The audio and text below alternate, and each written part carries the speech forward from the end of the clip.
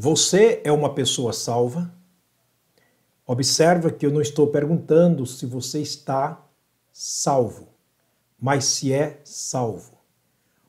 Há uma diferença, porque o estar é passageiro, o estar é transitório, o estar é momentâneo, mas o ser é permanente.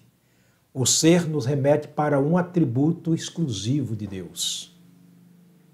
Deus, quando chama Moisés para livrar o seu povo, Israel, da servidão do Egito, da mão do faraó, ele aparece a Moisés no deserto. Moisés, obviamente, conhecia Deus por ouvir falar, mas ele agora ouvia pessoalmente Deus lhe chamando e lhe encarregando de um ofício muito especial, livrar o seu povo da mão do faraó, onde estivera escravizado, ou já estava escravizado por 430 anos.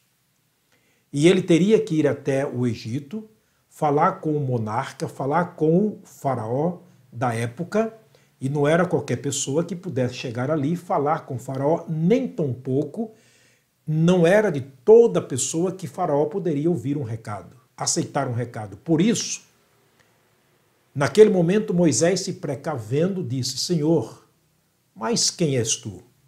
Naquele momento Deus foi interrogado por Moisés como que sendo exigido dele um currículo, porque eu vou falar ao faraó a teu respeito.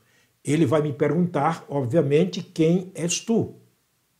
Ele me conhece, mas não te conhece. E eu preciso dizer quem é o Senhor. A resposta de Deus foi sucinta, curta e muito direta. Eu sou o que sou. Portanto, o ser é um atributo de Deus. A Bíblia Sagrada deixa muito claro que ele é e além dele, antes ou depois dele, não houve nem haverá outro. Nessa questão, esse texto que eu citei está em Êxodo capítulo 3, versículo 14.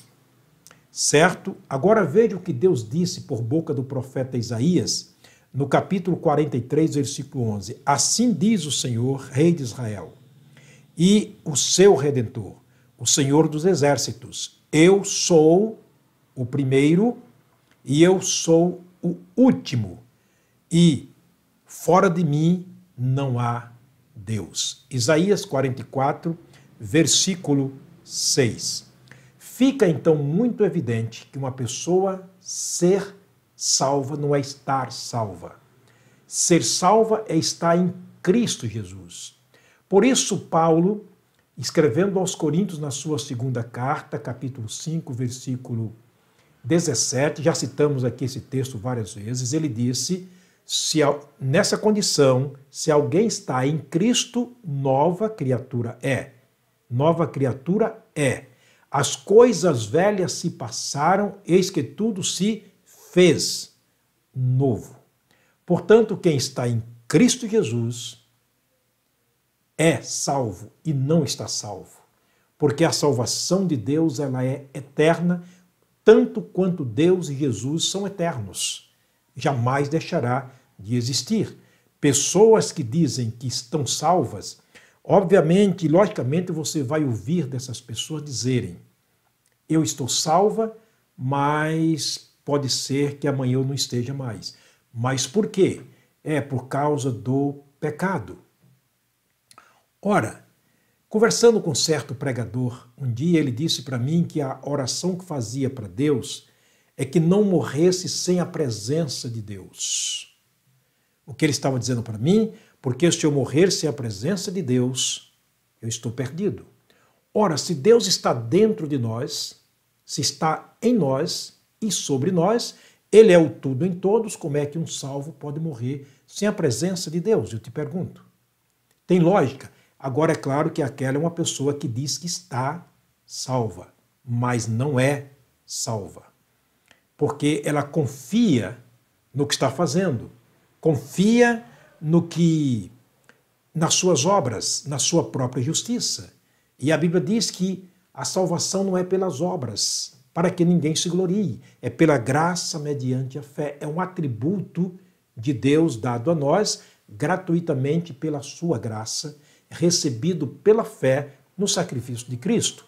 Portanto, fica muito evidente que quem recebe Jesus recebe o próprio Deus. Então não posso, se eu estou em Deus, eu não posso morrer sem a graça de Deus, sem a presença de Deus. Repito, quem recebe Jesus recebe o próprio Deus. Essa pessoa não está salva, ela é salva. Veja o que a Bíblia Sagrada diz em João capítulo 10, verso 30. Jesus disse, eu sou. Jesus afirmou, eu sou. Ele diz, eu e o Pai somos um. Outra vez ele disse em Apocalipse capítulo 22, versículo 13.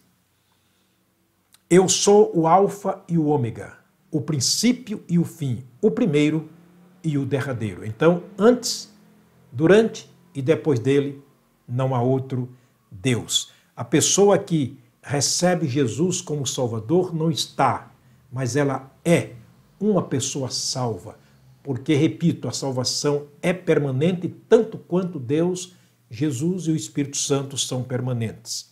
João, do Apocalipse, escreveu na sua certeza absoluta de ser uma pessoa salva, e ele escreveu para aqueles que são salvos e não estão, mas são salvos, o capítulo 1, capítulo 5, melhor dizendo, da sua primeira carta, 1 João capítulo 5, versículo 12 e versículo 20. Eu vou começar a ler do versículo 20 e depois eu leio o 12 para darmos sentido à leitura.